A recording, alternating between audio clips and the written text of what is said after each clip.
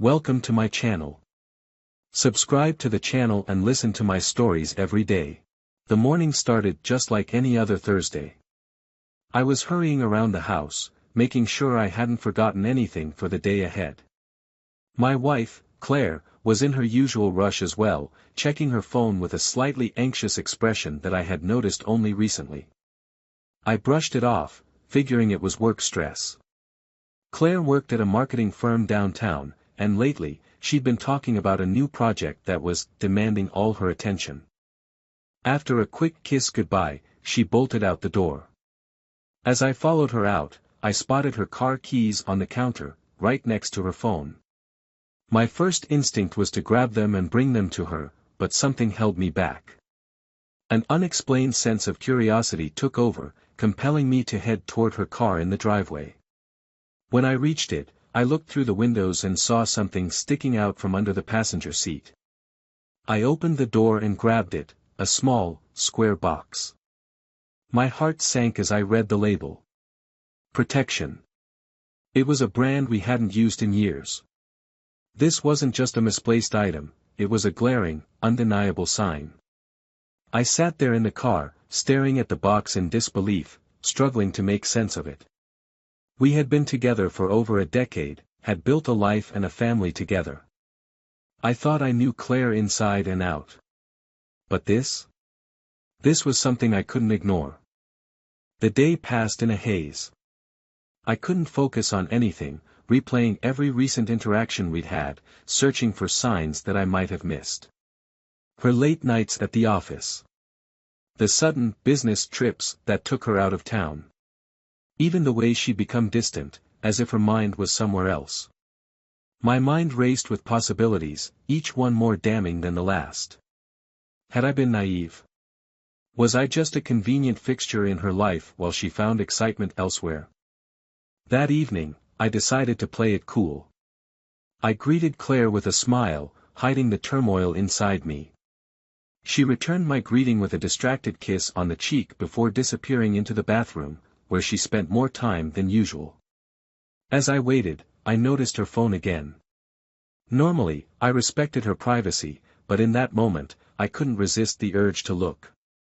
My hands shook as I picked it up, wondering if I'd find anything incriminating.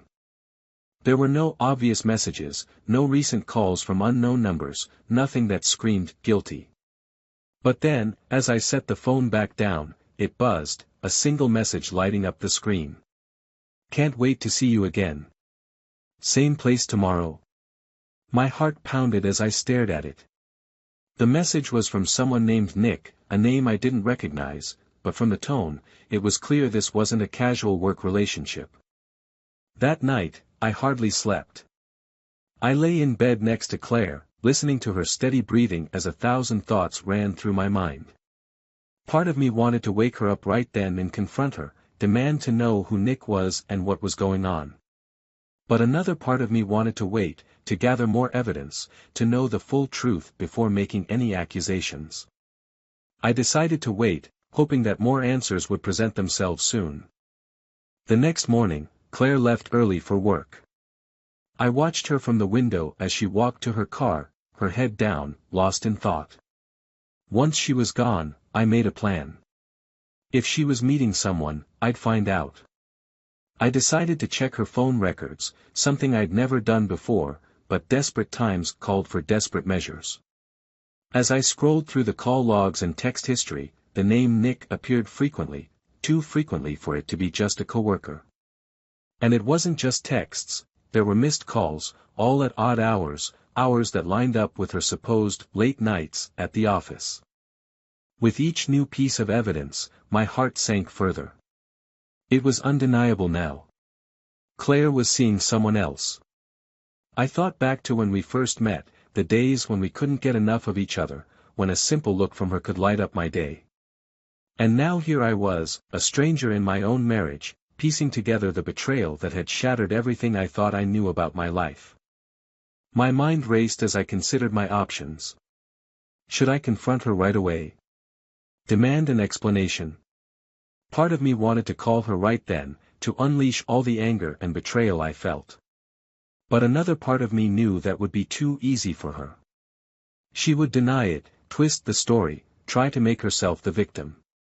No, if I was going to confront her, I needed undeniable proof. Something she couldn't lie her way out of. And so, I waited, biding my time, watching and collecting every detail I could find. I knew that if I wanted real answers, I needed to get ahead of her. So I reached out to a private investigator. It was drastic, I knew, but I had to know the truth. Within days, the investigator sent me photos, timestamps, and detailed notes of her rendezvous with Nick. They weren't just meeting for coffee or business lunches. They were spending nights together, disappearing to places outside of town where no one would recognize them. The photos hit me harder than I'd anticipated. Seeing her with someone else, laughing, holding his hand, a look in her eyes that I hadn't seen in years, it felt like a knife twisting in my gut. But strangely, in that moment, I felt a sense of calm. This wasn't just a suspicion anymore, it was the cold, hard truth. And now that I knew, I could finally do something about it. That evening, I planned my approach carefully.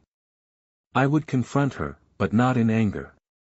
I wanted her to see the calm in my face, the strength in my voice, as I laid out everything I knew.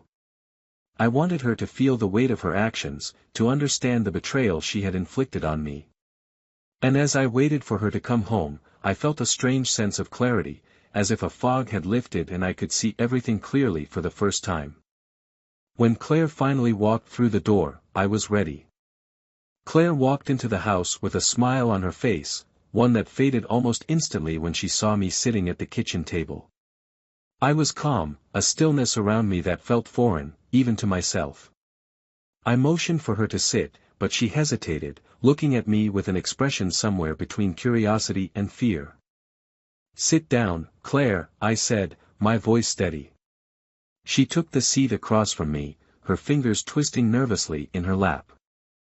"I know about Nick," I said bluntly, watching as her face paled. She opened her mouth to speak, but no words came out. I took a breath, steeling myself for the confrontation. "I've seen the texts, the late-night calls, the photos. I know you've been seeing him. So, please don't insult me by lying." Her eyes filled with panic, and she started to stammer. I don't know what you're talking about," she said, her voice barely a whisper. "Nick is just a coworker, someone I work with on the new project. There's nothing going on." I leaned back, crossing my arms.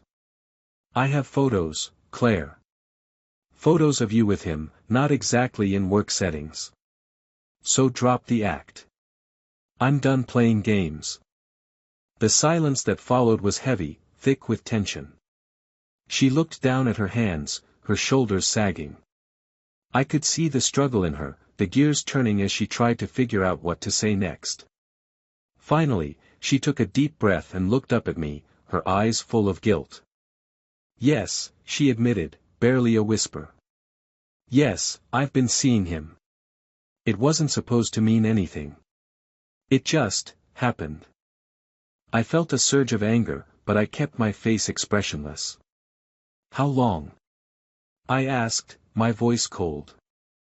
"A few months," she replied, looking away. "It started as just talking. I was feeling lonely, I guess. And he was there, paying attention to me. I didn't mean for it to go this far." I laughed, a bitter sound that echoed through the room. "Lonely? Really? You were lonely?" The words felt acidic in my mouth. "And instead of talking to me, you decided to find comfort in someone else?" She flinched, and for a moment, I saw a flicker of remorse. But it quickly faded, replaced by a defensive anger that I hadn't expected. "You don't understand," she said, her voice rising. "You've been so distant, so wrapped up in your own world. I needed someone, and you were never there." I clenched my fists under the table, willing myself to stay calm. "So this is my fault?" I asked, my tone icy. "You're blaming me for your decision to cheat?" She looked away, guilt flashing across her face again. I'm not saying it's your fault. I'm just saying, it wasn't as simple as you think. A silence fell between us, and I could feel the weight of everything we built together crumbling around us. I looked at her, this woman I had loved and trusted, and wondered how it had come to this. She wasn't the person I thought she was. And maybe I wasn't either. What now? I finally asked, my voice empty. She looked at me, her eyes pleading. Can't we just move past this? I'm sorry, really. I didn't mean to hurt you. I don't know what I was thinking. I felt a bitter smile tug at my lips. Move past this? I echoed. Claire, you lied to me. You betrayed our marriage. Do you really think it's that simple? She looked down, tears welling up in her eyes. I don't know, she whispered. I don't want to lose you. For a moment, a sliver of doubt crept into my mind. We had been through so much together. Could I really just throw it all away? But then I thought about the messages, the photos, the lies. The way she had looked at him, a way she hadn't looked at me in years. And I knew that something fundamental between us had broken, something that couldn't be fixed with an apology. I need you to leave, I said, my voice steady. Her eyes widened in shock. What? No, please, let's talk about this. We can work through it. I shook my head. No, Claire. I need space. I need time to think. I can't be around you right now. She looked at me, desperation etched into her face. Where am I supposed to go? She asked, her voice breaking. I don't care, I replied coldly. Stay with a friend, go to a hotel. You've been lying to me for months, so I'm sure you can figure something out. She sat there, staring at me, as if she couldn't believe what was happening. But after a moment, she stood up, wiping a tear from her cheek. Fine, she said, her voice shaking. If that's what you want. Without another word, she turned and walked out the door. I sat there, listening to the sound of her car pulling out of the driveway, feeling a strange emptiness settle over me. It was done. She was gone. The silence of the house pressed in around me, and I felt the weight of everything that had happened settle on my shoulders. I had kicked her out, but it didn't feel like a victory. It felt hollow, like something precious had been ripped away from me. I tried to remind myself that this was what she deserved, that I was justified in my anger. But as I sat there alone, I felt a strange, aching sadness. That night, I barely slept. My mind was a whirlwind of emotions, anger, betrayal, sorrow. I kept replaying our conversation in my head, hearing her excuses, her attempts to shift the blame. It was maddening, like a wound that wouldn't stop bleeding. I wanted to hurt her the way she had hurt me, to make her feel the same pain that was tearing me apart. But as the night wore on, another thought crept into my mind. Maybe there was a way to do that, to make her feel the full weight of her betrayal. She had turned our life into a lie, so maybe I could do the same to hers. It was a dark thought, one that filled me with a twisted sense of satisfaction. But in that moment, it felt right. The next morning, I started to put my plan into motion. I didn't want to just end things with Claire, I wanted her to understand the consequences of her actions. And I knew exactly where to start. I began by reaching out to a mutual friend of ours, someone who worked with her at the marketing firm. I told them everything, knowing it would spread through the office like wildfire. It wasn't long before I heard back from another colleague, who confirmed what I'd suspected. Claire's reputation was tarnished, and her position at work was suddenly far from secure. The fallout at her job was only the beginning. I knew that I could hit her where it hurt, her pride, her social circle, the very image she had worked so hard to create. The thought gave me a sense of power, a twisted satisfaction that I hadn't felt in years. The days following Claire's departure were surreal. I carried on with work, went to the gym, even caught up with friends I hadn't seen in a while. To anyone watching, I seemed normal, maybe even a bit more engaged in life than usual. But beneath the surface, there was a fire simmering, fueled by betrayal and a desire for revenge that I had never known I was capable of. When I'd set things in motion at her office, I hadn't expected such rapid fallout. Within days, word spread through the firm about her relationship with Nick, and soon enough, she was pulled aside for a discussion with HR. It seemed that her business trips hadn't been as subtle as she'd thought, and some of her coworkers were more than happy to fill in the blanks once they realized what was going on.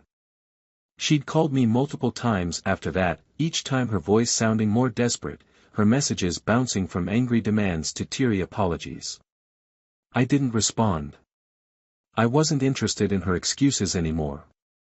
She had built this life of lies around us, and now she could watch it all come crashing down. The next step was more personal, something that would shake her beyond just her career. I knew Claire prized her image, our image, actually. We were the perfect couple in our neighborhood, hosting barbecues, helping out at community events, and attending holiday parties. If only they knew the truth behind closed doors. I reached out to a few of those neighbors who were always eager for a good story, subtly dropping hints about the real reason for Claire's absence. It didn't take long before the neighborhood grapevine was buzzing.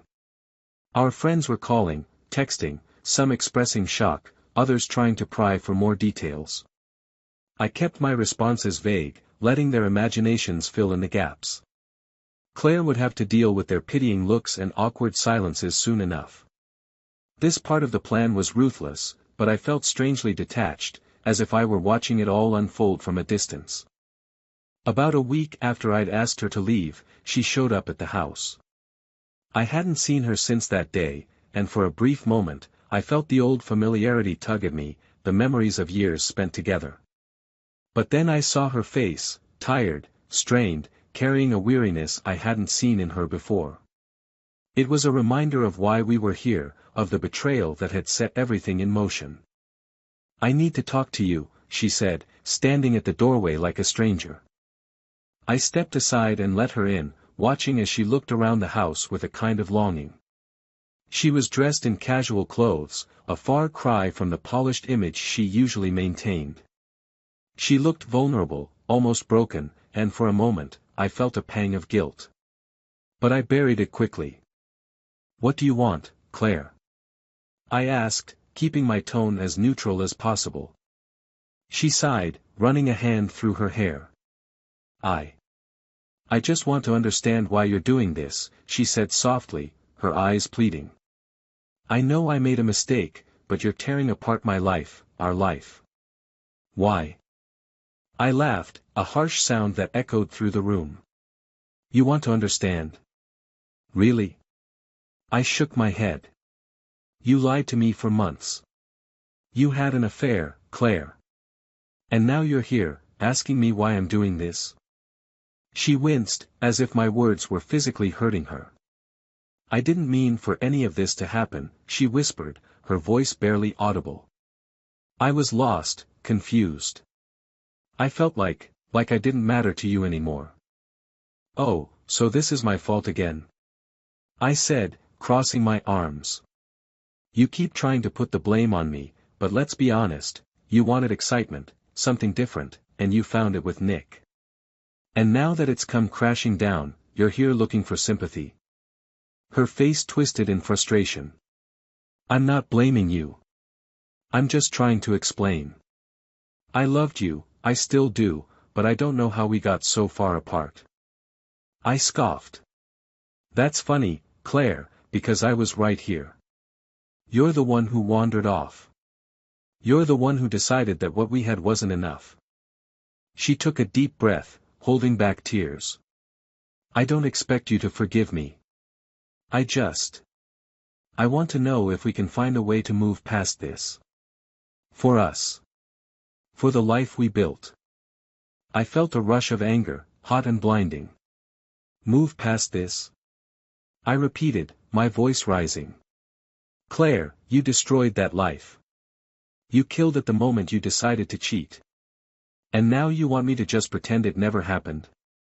She looked down, a tear slipping down her cheek. Please, she whispered, her voice cracking. I don't want to lose everything. I took a step back, crossing my arms as I looked at her. Part of me wanted to give in, to let her stay, to somehow believe that we could fix this. But the pain was too deep, the betrayal too raw. I think you should leave, I said finally, my voice cold. There's nothing left to say. She looked at me, defeated, before nodding slowly. Without another word, she turned and walked out, her shoulders slumped, a shadow of the woman I once loved. I closed the door behind her, feeling a strange sense of finality, as if a chapter of my life had just ended. In the days that followed, I threw myself into work, trying to ignore the ache that lingered in my chest. Claire was gone, her absence a stark reminder of everything I had lost. But I wasn't finished yet. I wanted to make sure that she would understand the full extent of what she had done. I contacted a lawyer and began the process of filing for divorce. I knew it would be messy, but I was ready. This was my way of taking back control, of asserting my own worth in the face of her betrayal. And as I filled out the paperwork, I felt a sense of liberation, a weight lifting off my shoulders. Then, I took it one step further. I reached out to a few of her close friends, people she trusted. I didn't reveal everything, just enough to let them know that Claire's life wasn't as perfect as she'd always portrayed. I wanted her to feel the isolation, the judgment, the whispers that would follow her wherever she went. It was brutal, but I felt justified. She had betrayed me, broken our vows, and now she would face the consequences.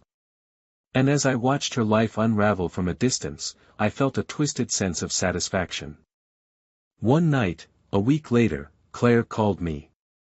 I almost didn't pick up, but curiosity got the better of me. What do you want, Claire? I asked, my voice cold. There was silence on the other end, followed by a shaky breath. Please, she whispered, her voice filled with desperation. I need help. Everything's falling apart. They're talking about letting me go at work, my friends won't talk to me, I can't afford the place I'm staying. Please, I don't have anywhere else to turn. I felt a pang of satisfaction, but I kept my voice steady. You should have thought about that before you decided to throw away our marriage, Claire. I know, she sobbed. I was stupid, selfish. I thought I could have it all, and I ruined everything. But please, don't leave me with nothing. Her words hung in the air, and for a moment, I felt a flicker of pity. But it was quickly swallowed by the memory of all the lies, the betrayal, the countless nights she had left me in the dark. You made your choice, Claire, I said, my voice firm. And now you have to live with it. I hung up, feeling a mixture of satisfaction and sorrow. It was done. She was out of my life, her actions finally catching up with her. And as I sat in the quiet of the empty house, I felt the weight of everything that had happened settle over me. There was no going back now. This was the new reality, a life without her, a future that I would have to rebuild on my own. And despite the pain, there was a strange sense of freedom in that thought, a glimmer of hope amidst the wreckage. Weeks passed, and I settled into the quiet that had descended on my life. The chaos of the divorce proceedings was finally calming down, and I felt as though I could breathe again. I'd thrown myself into work, into friends, into anything that didn't remind me of Claire and everything that had happened. And slowly, the sting of betrayal started to dull. Then, one Saturday morning, I received an unexpected call. It was from an unknown number, and I almost ignored it, thinking it might be a telemarketer. But something compelled me to pick up. Hello? I said, a bit warily. Is this Mr. Jameson? The voice on the other end asked, calm and professional. Yes, speaking, I replied, feeling a twinge of unease. This is Detective Warren with the county police. We're investigating a case that involves a woman named Claire Jameson. I believe she's your wife. The word wife hit me with an unexpected weight, even though I knew it was just a formality. I hesitated. Ex-wife, I corrected. We're finalizing the divorce. What's this about? There was a pause, and I could almost feel the detective choosing his words carefully. Sir, I'm sorry to inform you, but your ex-wife was found last night. It appears she was in a car accident. My heart stopped, a strange chill spreading through my chest. Is she okay? He hesitated, then spoke with a tone I had only heard on TV or read about in books. I'm afraid she didn't survive the accident, Mr. Jameson. We're still investigating, but it looks like it might have been deliberate. The world tilted around me, and I gripped the kitchen counter, trying to keep myself steady. Deliberate? You mean, are you saying she might have? We can't confirm anything yet, he said quickly, but given some of the circumstances, we're treating it as a possible suicide. I couldn't speak.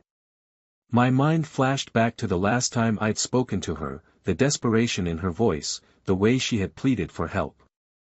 Had she been trying to tell me something, to reach out one last time before things had gone too far? Guilt clawed at me, mingling with anger and confusion. Thank you for letting me know, I said numbly, barely able to process the words. He asked a few more questions, mostly routine, before hanging up. I stood there in silence, trying to understand what had just happened, feeling the weight of her loss in a way I hadn't expected. As the days passed, I found myself haunted by the memories of her voice, the sadness in her eyes during our last encounter. I had wanted her to feel the weight of what she'd done, to suffer the consequences of her betrayal. But I never wanted this. I never wanted her gone. The funeral came a few days later. I sat at the back, separated from her family in a small gathering of friends. They cast wary glances my way, their eyes heavy with judgment. I knew they blamed me, that they saw me as the reason she had spiraled. I could feel their silent accusations, the whispers that followed me everywhere. After the service, as people filed out of the small chapel, I stayed behind, staring at the empty casket, wondering how everything had gone so wrong. I was about to leave when I felt a hand on my shoulder. I turned, expecting to see a family member or friend ready to throw another round of blame my way. But it was a man I didn't recognize, a stranger, dressed in a sharp suit, his face unfamiliar. Are you Mr. Jameson? He asked quietly, his voice steady but tinged with a strange urgency. I nodded, confused. Yes, I am. Can I help you? He reached into his jacket pocket, pulling out a folded piece of paper. Claire wanted you to have this. She asked me to deliver it to you personally, after if anything ever happened to her. I took the paper from him, feeling a strange sense of dread as I unfolded it. The handwriting was unmistakably hers, delicate and precise. It was a letter. Dear Thomas. If you're reading this, it means I couldn't hold on any longer. I know I hurt you, and I'll never be able to undo the damage I caused. There's so much I wish I could take back, so much I wish I could say. But there's one thing you need to know, something I didn't have the courage to tell you when I was alive. Nick wasn't just my affair partner. He was my lover, yes, but it was more complicated than that. It started because I felt lost, empty in a way I couldn't explain. He promised me an escape, a fresh start, something that felt like a thrill compared to the life I'd built with you, the life that had grown so predictable. But it didn't last long. When I tried to end things, Nick turned, angry. He started to control my life, telling me who I could see, where I could go. He threatened to expose everything, to ruin my career, my friendships, my reputation. I tried to leave him, but he wouldn't let me. He started to show up everywhere, in my life, in my mind, consuming me in a way I couldn't escape. When I realized how deep I was in, I didn't know how to get out. I reached out to you for help, but I couldn't bring myself to tell you everything. I thought I could handle it alone, that I could escape him on my own. But he kept pulling me back, deeper each time, until I felt like I was drowning. I don't expect forgiveness. But please, understand, this wasn't just about us. I loved you once, more than anything. And I wish I could go back and fix it all. I'm so sorry, Thomas. Claire. I stared at the letter, her words blurring as the weight of her confession sank in. She hadn't just betrayed me, she had been trapped, manipulated, broken in ways I hadn't known. And when she had reached out to me, I had only pushed her further away. As I stood there, a wave of regret washed over me, mingling with anger and sorrow. I had wanted revenge, to make her feel the pain she had inflicted on me. But I hadn't known the full story, hadn't seen the torment she was living through. And now, it was too late. The stranger touched my shoulder gently, his eyes filled with a quiet sympathy. I'm sorry for your loss, he said, his voice soft. And then, without another word, he turned and walked away, leaving me alone with the letter, the remnants of a life I would never fully understand. I left the chapel, the weight of her words pressing down on me. There was no satisfaction, no peace in her absence, only an emptiness I hadn't anticipated, a realization that we had both lost something irreplaceable. And as I walked away, I knew that some scars would never heal.